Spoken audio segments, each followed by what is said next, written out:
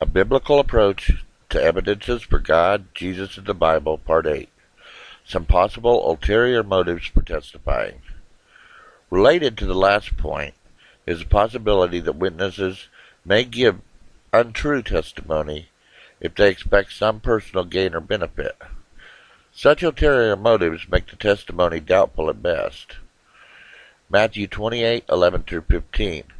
The soldiers who had been responsible to guard Jesus' body in the tomb testified that the body had disappeared because the disciples took it.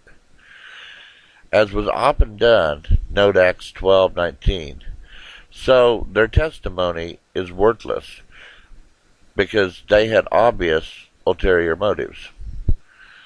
But what evidence is there that the Bible writers had ulterior motives for their testimony?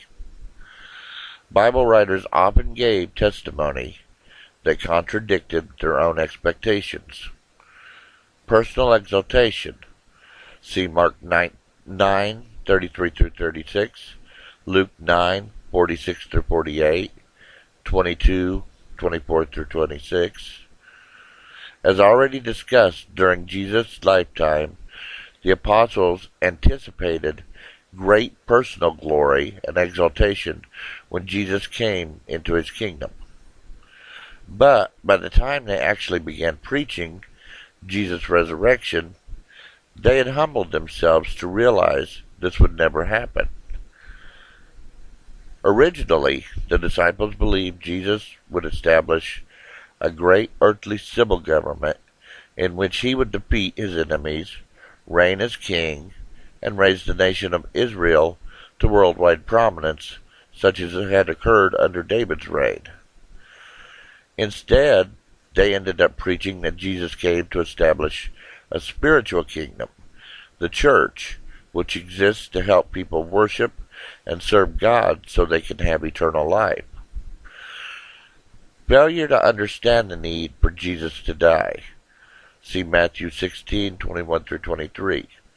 Their expectations of an earthly kingdom had confused the disciples so that they objected when Jesus said he had to die. They had pictured instead defeating his enemies and having a long, glorious reign over an earthly kingdom. But they ended up preaching a message of a suffering Messiah rejected by the people who died to save men from sin and who reigns over a spiritual kingdom, the church.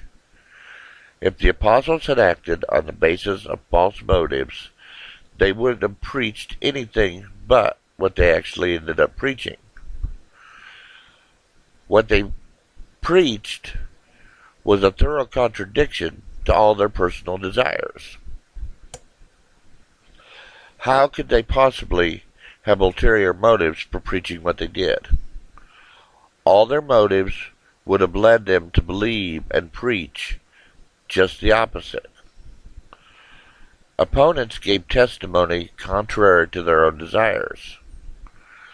Paul was an adamant opponent of the gospel. He was well educated and highly honored, with great expectations of high position among the Jews. The last thing he expected or wanted was to believe in Jesus and preach his gospel. But in the end, he turned his back on all he had held dear, dedicated his life to testifying what he had personally witnessed regarding Jesus, and eventually gave his life for that testimony. What possible motive could he have had other than the reasons he gave?